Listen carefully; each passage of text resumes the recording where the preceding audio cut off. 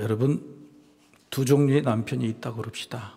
평상시에는 무뚝뚝한데 가끔 가다가 이벤트를 잘해주고 큰 돈도 가져다 주고 여행도 데려가는 남편이 있다고 싶시다. 또 다른 남편은 이벤트도 없고 돈도 많이 못 벌어다 주는데 꾸준히 그냥 살아간다 그러고, 때때로 집안일을 잘 돕는 남편. 자, 어떤 남편을 고르시겠습니까? 둘 다 가지면 좋지요. 그런데 둘 다 가진 남편이 쉽지가 않습니다. 우리가 하나님께 감사하는 이유인데, 우리가 하나님을 사랑한다고 하는 이유가 때때로 인생이 큰 복을 주시고 때때로 우리를 기쁘게 하는 그런 것 때문입니까? 아니면 하나님은 신실하시다, 내가 잘 느낄 수도 없고 큰 복을 받는 것 같지 않지만 나를 사랑하시는 하나님의 마음이 덜 잔잔하게 이게 느껴지는 것이죠. 사람도 그런 사람을 신뢰하고 또 신용사인 이 땅에서 처음과 끝이 그렇게 동일하고 늘 그렇게 신뢰할 수 있는, 예측 가능한 그런 사람들이 인정을 받게 되는 거죠. 예수님도 그래서 나는 알파와 오메가다, 이 말은 나는 시작하였으니 반드시 내가 마치겠다는 뜻이라고 말씀을 드렸습니다. 신실하시다는 하나님의 특징도 마찬가지입니다. 내가 말하였으니 반드시 지키겠다 하시는 거죠. 내가 너를 사랑하기로 작정했으니 내가 너를 끝까지 사랑하겠다고 하는 것이죠. 하나님과 예수님은 이렇게 시작과 끝이 동일한 신실하신 분인데 왜 하나님의 형상을 닮은 우리는 왜 시작과 끝이 같지가 않을까, 동일하지가 않을까 생각을 해봅니다. 하나님의 사랑을 듬뿍 받은 성경에 등장하는 많은 사람들도 시작은 굉장히 미약하고 나중은 창대한 게 아니라 오히려 시작은 굉장히 창대했는데 나중은 미약한 사람이 훨씬 더 많은 것 같습니다. 시작과 끝이 한꺼번에 다 좋은 사람도 많지 않고요. 우리가 잘 알고 있는 아브라함도 이삭도 야곱도 그리고 심지어는 다윗과 솔로몬도 시작은 창대했는데 또 마침은 그렇게 창대하지 않는 그런 찝찝한 그런 여우를 남기는 그런 인생을 산 것 같아요.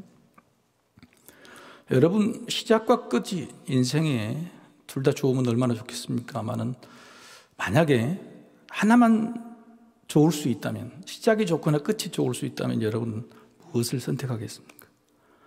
시작을 선택하시겠습니까? 끝을 선택하시겠습니까?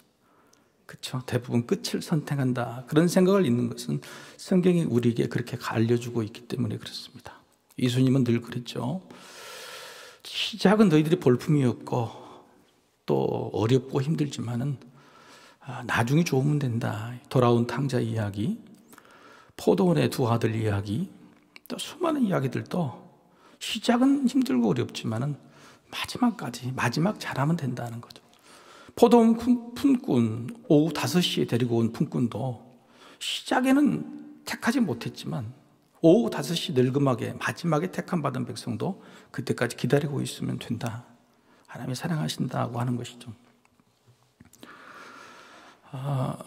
오늘 본문의 이 말씀이 바로 그런 이야기입니다. 이스라엘이 이제 가나안 땅을 전쟁을 승리하고 땅 배분까지 마치게 되었습니다.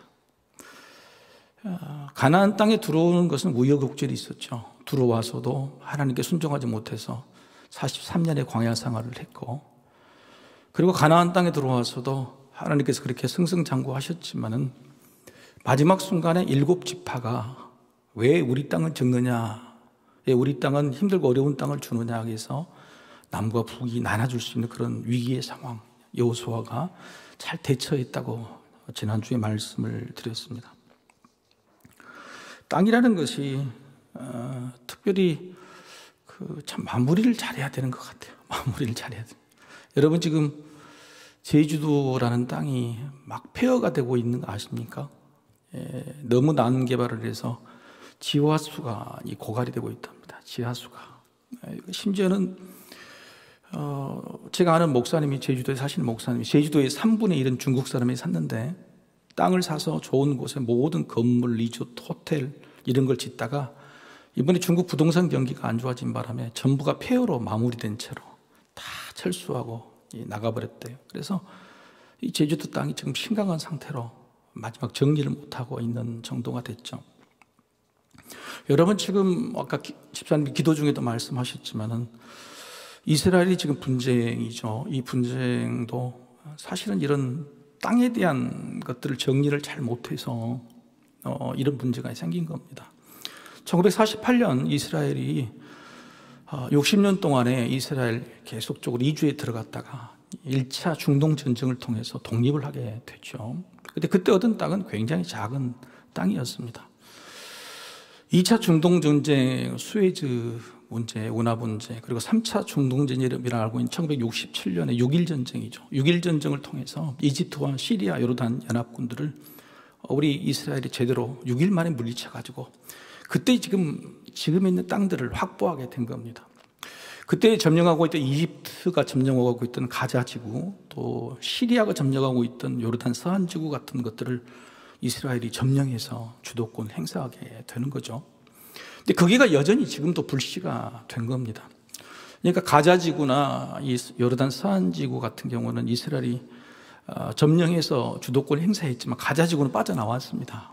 그래서 하마스라는 이 극단주의 군대 집단이 가자 지구로 들어가게 된 겁니다.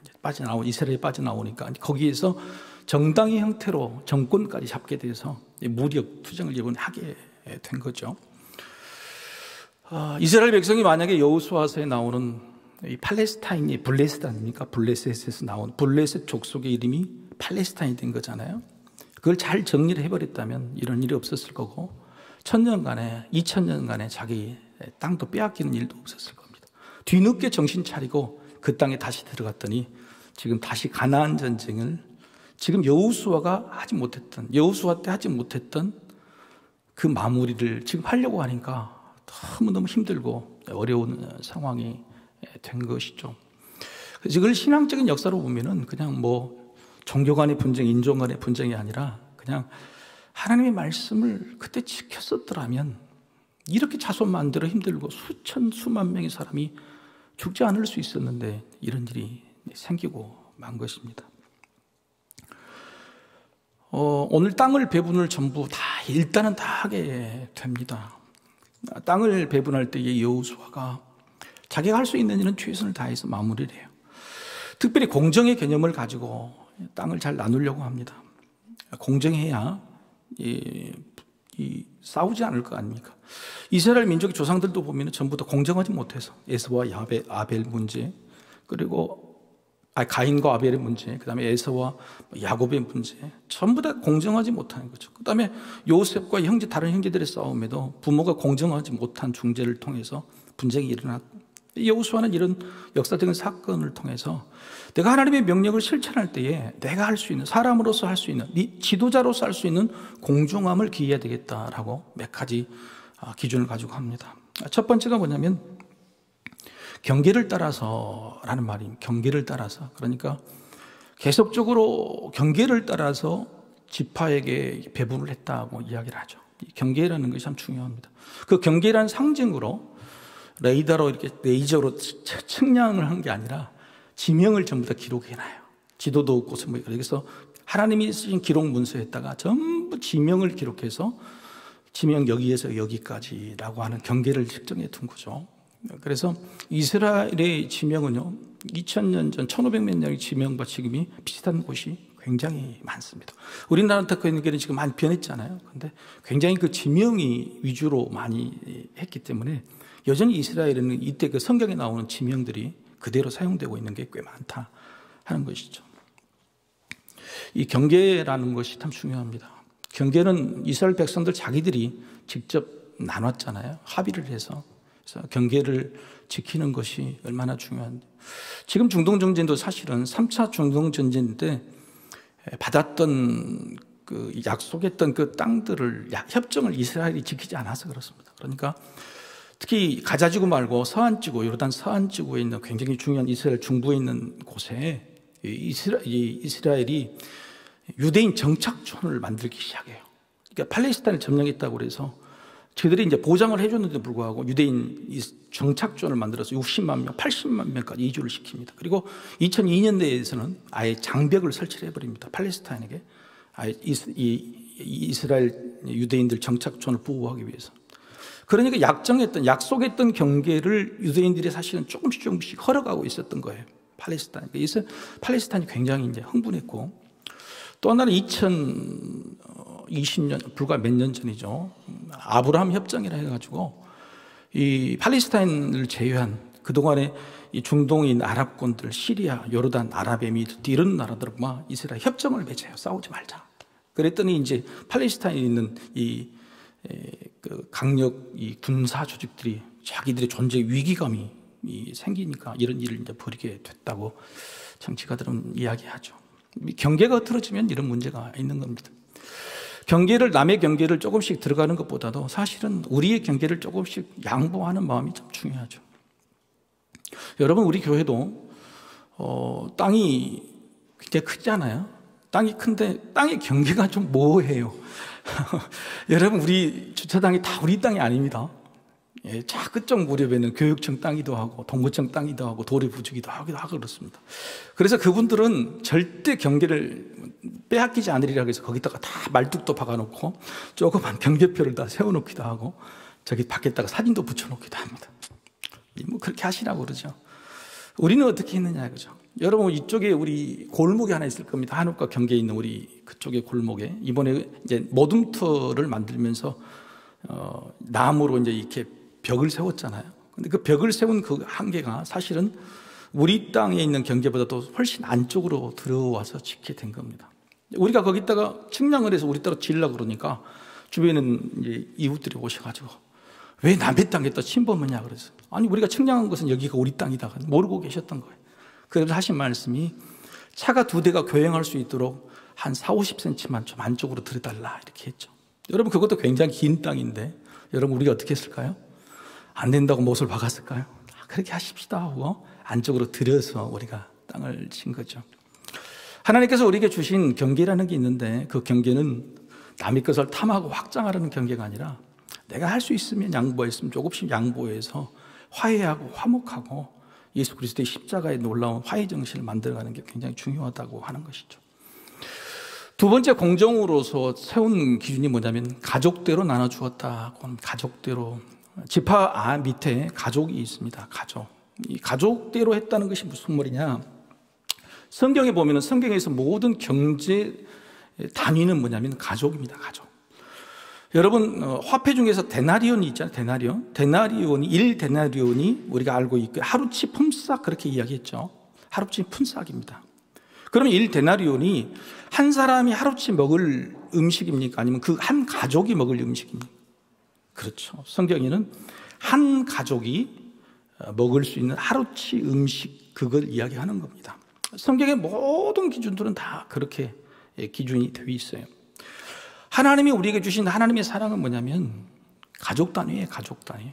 사도행전을 보면 네가 예수를 믿으면 너와 내 집이 구원을 얻으리라고 말씀하셨죠. 우리 한 사람을 보고 우리만 챙기는 것이 아니고 하나님은 우리에 속한 가족 공동체를 생각하시는 거죠. 이게 바로 굉장히 귀중한 거 아니겠습니까? 지파로서 큰 땅덩이를 주는 게 아니라 가족마다 수가 다르고 삶의 구성원들이 다른 거기에 따라서 기준을 해서 주었다고 하는 것, 바로 그게 오히려 가장 공정한 것이 아닌가 생각해 봅니다. 우리도 그렇게 한번 생각해 봐야 될 겁니다. 가족이라는 개념 구성이 많이 달라졌죠. 그런데 상대방을 볼 때는 그 사람이 한 사람 인격체를 보는 것 그 너머에 저 사람의 가족을 생각해야 돼. 가족이라는 것이. 저 사람은 그래도 못나게 보여도 한 가족의 가장일 수 있고 또 한 가족의 살림살이를 책임질 수 있고 한 가족의 먹을 것이랄지 생사를 다 저 사람이 다 감당하고 있다는 생각을 할 때에 우리가 사랑을 베풀 때도 그런 개념을 가지고 이해를 해주는 게 좋은 것 같아요. 그래서 우리가 뭘 전달해도 그 사람만 먹을 게 아니라 그 가족이 한 끼 먹을 수 있는 것을 준다 그러면 우리 마음속에 이게 하나님의 기준, 하나님의 공정함이 들어있는 것입니다. 그래서 그것도 우리가 생각해 보면 좀 좋겠다고 하는 겁니다. 세 번째 공정함의 척도는 뭐냐면 책임입니다. 책임. 누군가가 무슨 일을 했을 때에 반드시 책임 소재가 분명한 것이 공정이죠. 그래서 오늘 여러분 51절 한번 볼까요? 51절 말씀.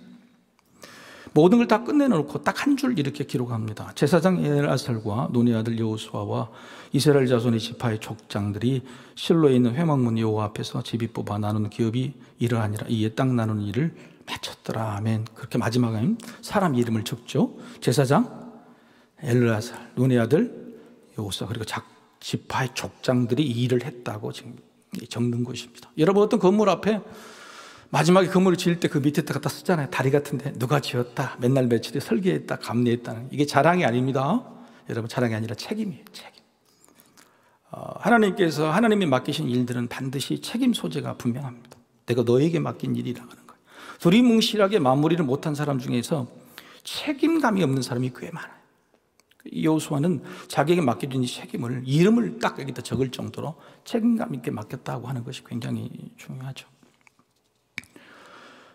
성경에는 보면 나중에 하늘나라의 생명책뿐만 아니라 행위책이 있다고 그럽니다. 그 행위책은 뭐냐면 너에게 맡겨진 사명을 잘 마무리했느냐, 어떻게 감당했느냐, 반드시 그 이름이 같이 써져 있는 것이죠. 오늘 여호수아, 제사장 엘르아살, 각 지파의 족장들은 자기 이름이라는 명예를 걸어 이름값으로 오늘 사명을 바쳤다고 기록하고 있는 것이죠. 하나님의 일에 사용된 사람이 책임이 이렇지만은 결국은 방금 읽으신 51절에 보면은 하나님의 실로 여호와 앞에서 마쳤다 했던, 사람이 마무리가 그렇게 썩 좋진 않죠. 그런데 하나님의 일은 사람을 사용해서 사람이 행하도록 하셨지만은 그 사람이 마무리를 못할 때에 하나님은 다른 사람을 사용하시. 하나님의 일은 반드시 이루십니다. 나를 통해서 이루시면 내게 복이 되지만 내가 그 일을 못 감당하더라도 다른 사람이 감당할 수 있게 되는 거예요. 그래서 따라서 하나님께서 나에게 맡겨주신 일은 나에게 책임보다는 오히려 복을 주실 기회다. 나는 네가 아니라도 일할 수 있다고 하나님 하시죠. 네가 이 일 안 해도 난 다른 사람 할 수 있다는 거예요. 여러분, 교회 일도 그래요. 내가 아니면 아닐 것 같아도요, 꼭 하나님께 버려주는 사람이 또 있더라고요. 다 있어요. 근데 그 일을 내게 맡기실 때 내게 복인 거예요. 그래서 내가 그 맡기신 사명을 내가 마무리를 잘하는 것이 얼마나 중요한지 몰라요. 교회에서도 제가 보면은 꼭 이 마무리를 잘 하시는 게 있어요. 마무리를. 제가 유심히 보는 사람들이 대부분 그런 분들이에요. 일을 처음에는 막 엄청나게 잘하는데 마무리가 늘 부족해요. 마무리가. 근데 어떤 분은 끝까지 마무리를 잘 하신 분이 있어요. 단기 선교를 이렇게 가는데 50명, 막 60명 옛날에 그렇게 인도네시아를 갔잖아요.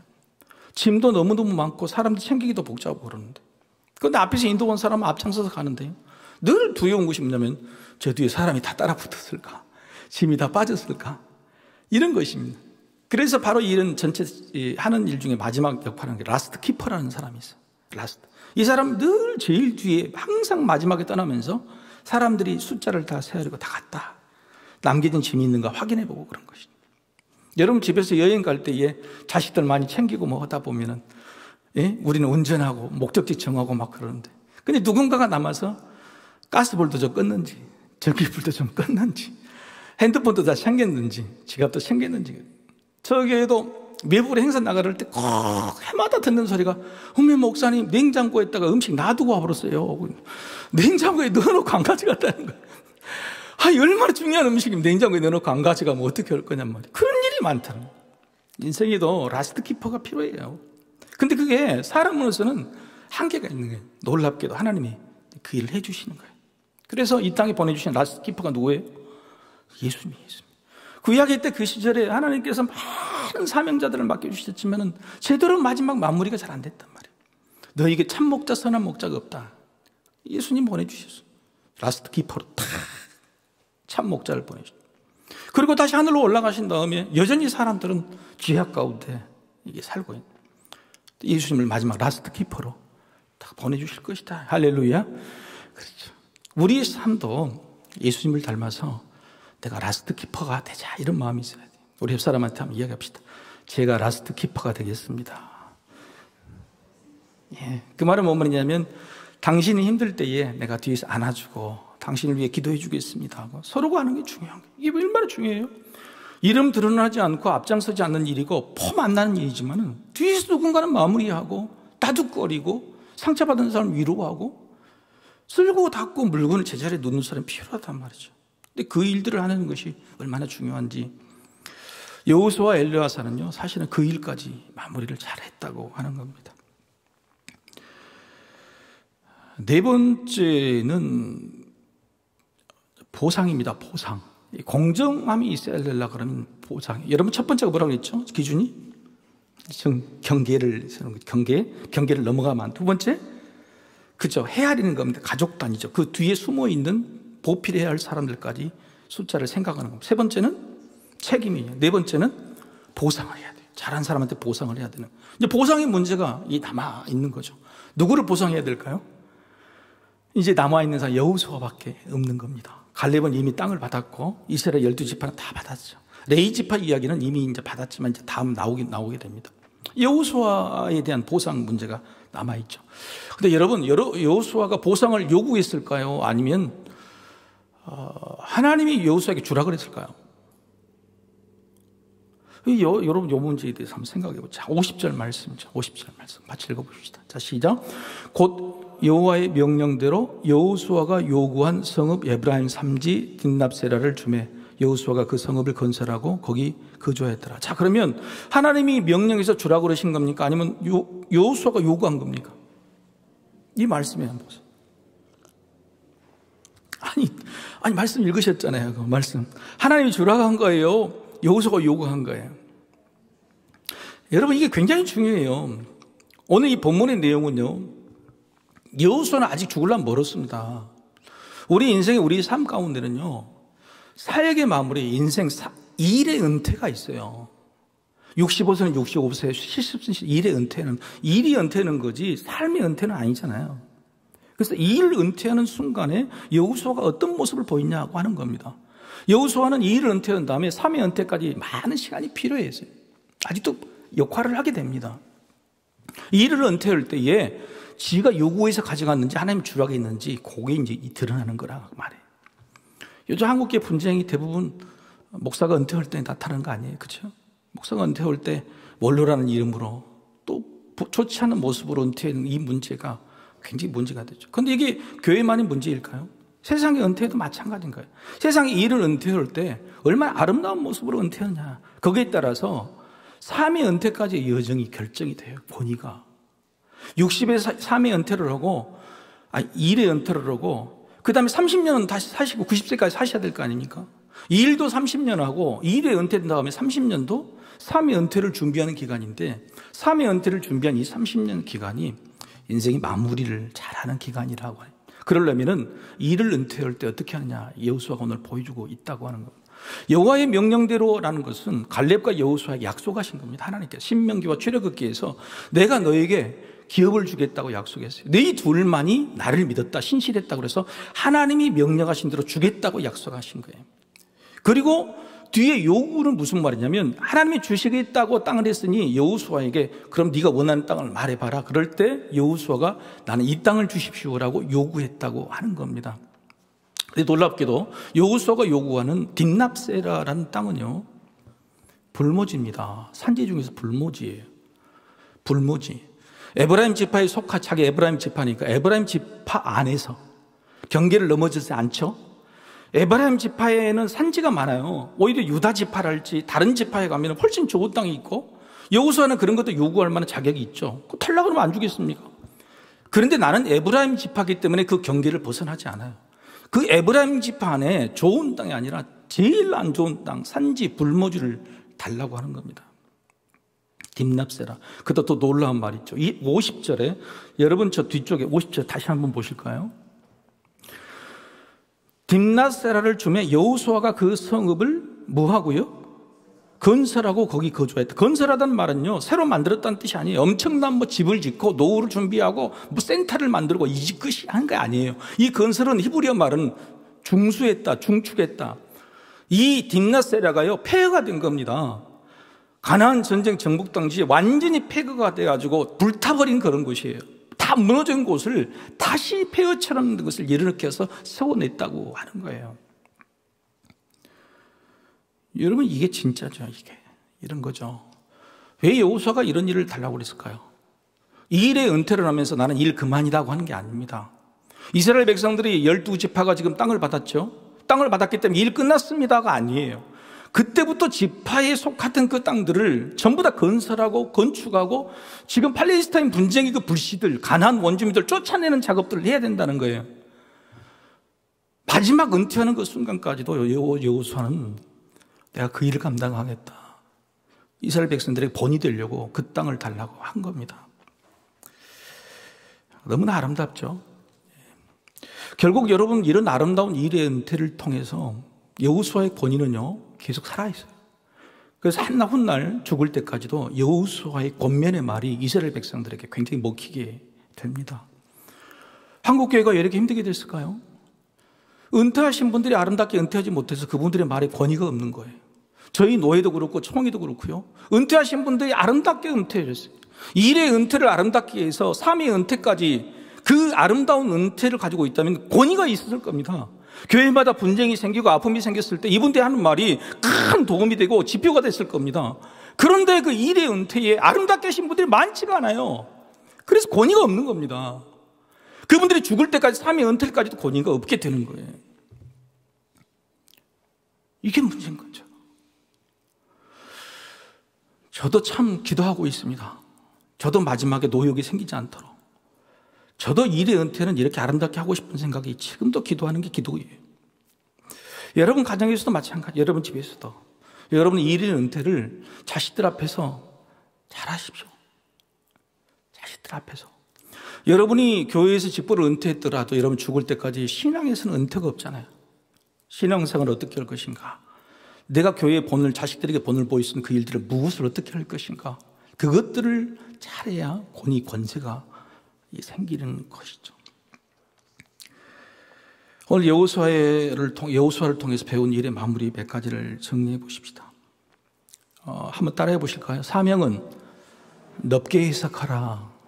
넓게 해석. 사명은 넓게 해석하라고 하는 겁니다. 이게 무슨 뜻이냐면 출애굽기 마지막과 신명기 그다음에 여호수아책이 마지막에 하나님께서 여호수아 또 모세를 통해서 여호수아에게 하신 말씀은 저 땅을 차지하게 하라. 이게 소명이었어요. 저 땅을 차지하게 하라. 이스라엘 백성들, 내 백성들로 하여금 저 땅을 차지하게 하라는 것이 소명이었어요. 자, 그러면 여러분 한번 해석해 보십시오. 차지하게 하라는 것이 어디까지일까요? 전쟁을 해서 저기를 물리치고 정복하는 것까지입니까? 아니면 정복하고 나서 땅을 분배하는 것까지입니까? 땅을 분배하는 것도 거의 10년 걸렸어요. 여러분 어디까지일까요? 여호수아는요, 차지하게 하라는 말을 넓게 해석했어요. 마무리를 잘하려고. 정복만 해서 너희 이렇게 나아가자라가 아니라 정말 이스라엘 백성들이 이 땅에서 하나 된 마음으로 하나님의 백성으로 잘 살 수 있도록 공정한 분배 마무리까지 깨끗이 했다고 하는 겁니다. 하나님께서 내게 맡기진 소명이 무슨 일을 했을 때 여러분 난 이것만 하면 되지 그것도 제대로 못해서 벌벌 떠는 일이 아니에요. 하나님 불러주신 그때까지 부르는 그때까지 삶이 길게 그래야지 라스트 키퍼가 될 수 있어요. 그래야 라스트 키퍼가 될 수 있다고 하는 겁니다.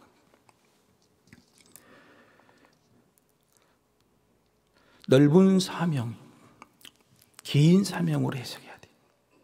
이 일이 끝났다고 해서 우리 믿음과 삶이 끝난 건 아니다. 심지어는 우리 일이 끝난 다음부터 30년이라는 세월이 우리에게는 기다릴 때 그 30년이라는 세월 안에 우리 삶의 권위가 있고 아름다운 마무리가 되려면 일의 은퇴를 잘하는 것이 중요해요. 일이 은퇴할 때에 새로운 소명, 새로운 사명을 계획하시기를 소망합니다. 여러분 은퇴하실 때에 뭐 하실 겁니까? 예, 먹고 놀아야 좀 쉬어야죠. 그러다가 30년 쉬시게 되는 거예요. 방학 없이. 그 일의 은퇴 올 때에 내가 무슨 일을 해야 될지 그걸 분명히 정해야 돼. 자식들 앞에서 믿음을 물려주고 싶고 권위 있는 사람이 되려면 뭔가 물질이나 뭐 세상이나 이런 걸 남기는 게 중요한 게 아니고 여호수아 같은 그런 은퇴를 계획해야 될 거라고 생각이 됩니다. 마지막 드릴 말씀은요. 한번 따라해 볼까요? 사명의 대가는 하늘에서 받는다. 하늘에서 받는다. 내가 일하는 사명의 대가를 땅에서 받으려고 하면 늘 경계를 넘어가게 됩니다. 내가 한 것이 그것밖에 안 돼. 경계를 욕심이 되는 거예요. 경계를 넘어가게 되면 결국은 싸우게 되는 거예요. 그래서 내가 행한 대가, 이 대가를 땅에서 받으려고 한 게 아니라 하나님께서 주신 거라고 생각했을 때는 경계를 넘어가지도 않게 됩니다. 그리고 길게 해석하게 돼요. 이 일 끝날 때 다 끝난 게 아니고 하나님 앞에 설 때까지 내 사명이 되는 거예요. 중요한 것은 가장 큰 관점은 그거예요. 이 땅에서 내가 일의 결과를 내려고 하나 일의 성과나 보수를 받으려고 한 게 아니라 하늘에서 받겠다고 하는 그런 마음이 중요하다는 거죠. 어렵지만 힘들지만 그런 마음이 우리에게는 꼭 필요하다고 하는 겁니다. 이 말씀을 읽고 오늘 말씀을 마치겠습니다. 잘 하시는 말씀 히브리서 11장 6절 말씀이죠. 같이 한번 읽어보시겠습니다. 믿음이 없이는 하나님을 기쁘시게 하지 못하나니 하나님께 나아가는 자는 반드시 그가 계신 것과 또한 그가 자기를 찾는 자들에게 상 주시는 이심을 믿어야 할지라. 상은 누가 주시는 거예요? 하나님이 주시는 거예요. 하나님이 살아계시죠? 여러분과 함께 하시죠? 여러분 힘들고 어려운 삶의 마무리를 하나님께서 해주실 겁니다. 또 여러분 인생의 마무리는 예수만 붙들면 잘 됩니다. 예수 한 분으로 우리가 만족하게 될 때에 하늘의 상급이 크시게 될 줄로 믿습니다. 이 시간 같이 기도하십시다.